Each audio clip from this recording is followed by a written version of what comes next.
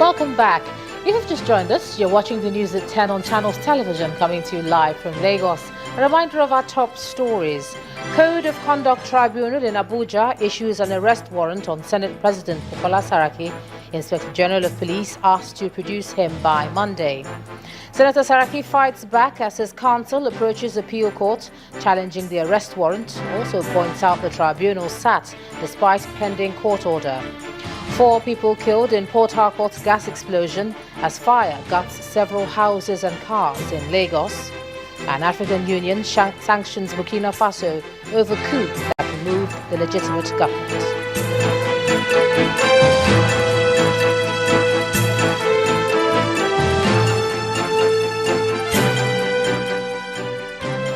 To remind you that all our top stories are on our website, channelstv.com, and on youtube.com/channelsweb. And do visit m.channelstv.com to view us live on your mobile device. You can also download the Channels TV app for Android, iOS, and Windows phones from their respective stores. And we urge you to interact with the Eyewitness feature on the Android, iOS and Windows platforms. If you have pictures or videos to share with us, tap the application on your device, swipe to reveal the Eyewitness menu and follow the instructions. Now, residents of Eliozu in Port Harcourt, Rivers State, are still in shock over the gas explosion that killed 4 persons yesterday evening. Eyewitnesses told Channels Television that the explosion occurred when a mechanic was trying to refill a gas cylinder in his shop. Sadly, the explosion killed him on the spot and 3 others nearby. Confirming the incident, the police public relations officer Ahmad Mohammed advised those who use combustible materials in their businesses to observe safety measures. Well, an overnight inferno has gutted a mechanic village in the Agidingbi axis of Lagos in a separate incident. 23 vehicles, generators, computers and gas cylinders were consumed, raising questions about the issue of safety in areas with high concentration of combustible items. The general manager of the Lagos State Emergency Management Agency says there's a need to increase enlightenment on safety measures in order to curb fire outbreaks.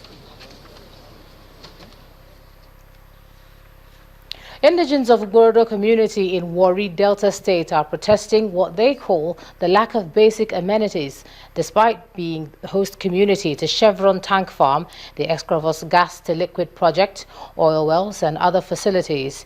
They want the federal and state governments and other relevant agencies to prevail on Chevron to reciprocate the community's good gesture by providing the necessary amenities to the host community. When contacted, Chevron's management denied the allegation, saying the company has continued to do its best for the community.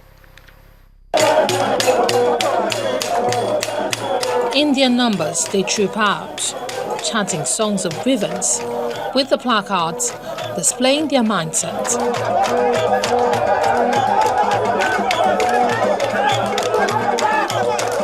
Men, women and children of Gorodo, the host community for Chevron oil facility, say they are lacking in infrastructure development, despite the presence of a multinational company. That's not all.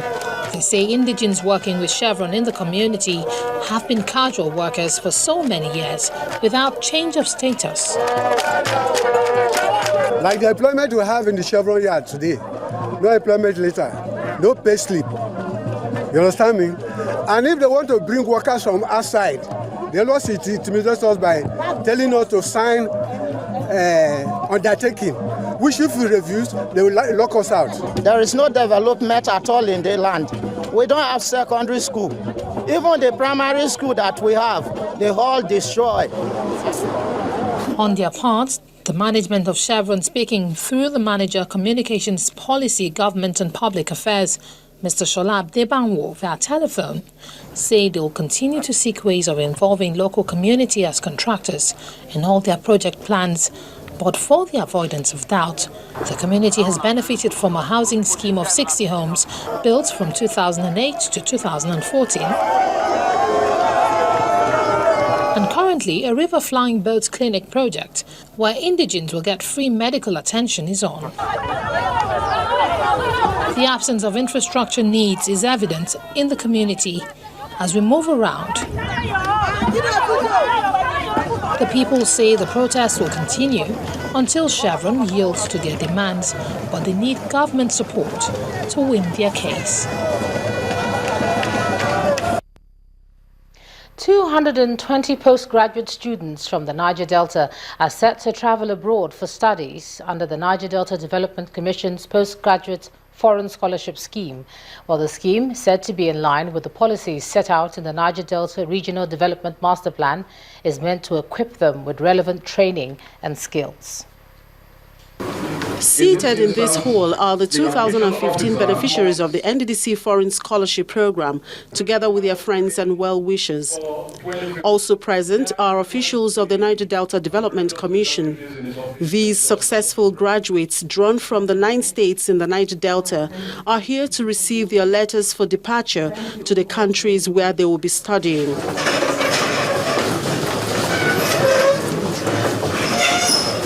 The event commenced with the arrival of the Managing Director of the Commission.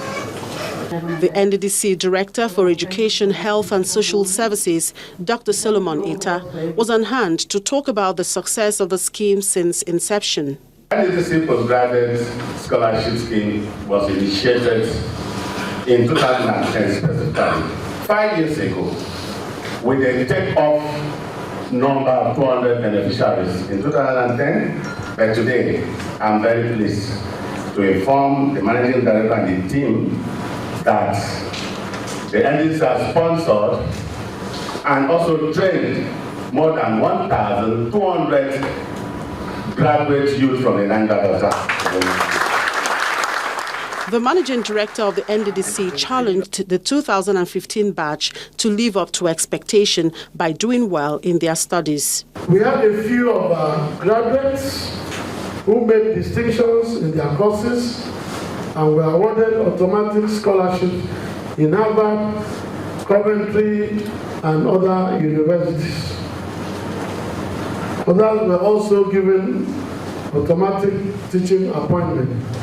The Commission is determined to explore the local content board's initiative and other agencies for possible engagement upon your graduation. The high point of the occasion was the presentation of the award letters. However, the happy mood did not deter the NDDC MD from admonishing an awardee who was not properly dressed. For these awardees, their joy knew no bound. Sincerely, I'm elated, I'm happy. I don't even know the right language to use. The whole process is credible. For the NDDC, this scheme focuses on area of skills that are lacking amongst the people of the Niger Delta. We do not just send them to go abroad for the sake of going abroad. We must agree that there are areas that are more critical, areas that we don't also have enough manpower. So emphasis is on those areas. The ball is now in the court of these successful candidates to make the best use of the opportunity. The National Drug Law Enforcement Agency says it's arrested a bureau de change operator and 5 other suspected members of a money laundering syndicate for swallowing $156,000 at a hotel in Lagos. According to the NDLEA, the 6 suspects were arrested in the hotel while they were busy swallowing the money. Chairman of the NDLEA, Mr. Amadou Gyade, says that the agency will continue to track down suspected drug traffickers. Well, the Court of Appeal sitting in Sokoto Judicial Division has dismissed the appeal filed by General Bello Yaki and the People's Democratic Party against the ruling of the Kebbi State Governorship Elections Petitions Tribunal for lack of merit. Delivering judgment on the 3 issues for determination, the presiding judge ruled that the appellants did not take all necessary steps to ensure compliance. The court also awarded the sum of 50,000 naira in favor of each of the respondents. The Kebbi State Governorship Elections Petitions Tribunal had on August the 11th dismissed the PDP's petition before the tribunal on the grounds that the party and its candidate had abandoned their petition against the All Progressives Congress and its candidate, Atiku Bagudu.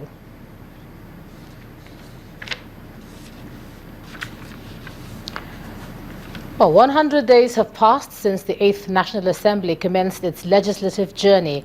It's a journey that's been described as historic, dramatic and full of potential. Our correspondent Larry Lasisi looks at the journey so far. One can be forgiven for thinking that the lifespan of the 8th National Assembly is more than the 100 days they have spent. Even before the lawmakers were sworn in, they had captured the attention of the nation with a spirited race for the leadership of the two chambers.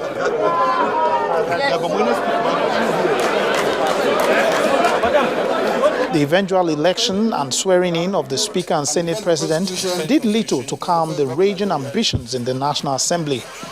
100 days after, the lawmakers agreed that assessing their performance may be difficult. I would say the achievement, modestly, is very satisfactory in the sense that the initial shake-up that led to the fierce battle that led to the leadership in both chambers was expected as a student of politics.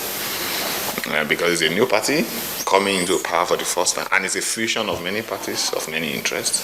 The lawmakers, however, speak of some of their achievements despite spending more time on recess than in the chamber. With what has been put in place by the Senate, which even though I cannot speak for the Senate, as a senator I can tell you that we've done some major approach to what we expect the government will put in place for the governance of this country.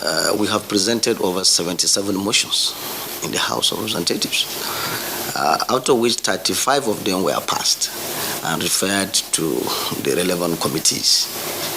And we have about 6 other motions were withdrawn by the leave of the House. And we have also 39 bills that were initiated within the period. So it is not just about recess. We'll be able to do that. But they point to external influences as also affecting their performance. Yes, they didn't allow us to concentrate on the performance that was supposed to be doing in the National Assembly. You can imagine what we passed through before we elect our leaders. The influence of the executive on how to elect our leaders take us like 1 month before they can be settled. A legislative analyst agrees that the 8th Assembly has not matched previous assemblies in performance. The previous legislature, by this period, the leadership, were settled, and committees were actually, established and they started working. He, however, waves off the allegation of external influences. It's the inability of the leadership in the House, in the Senate in particular, to assert itself and be able to carry out, its responsibility by ensuring that there's a justice in the leadership disposition there. Now, everyone agrees that Nigerians expect much from this assembly, and they will be watching keenly to see if this assembly meets their aspirations. Lanre Lasise, Channels Television News. When the news at 10 returns, Nigeria Customs in Imo State impounds goods with unpaid duties amounting to 219 million naira. That's on business. Please stay with us.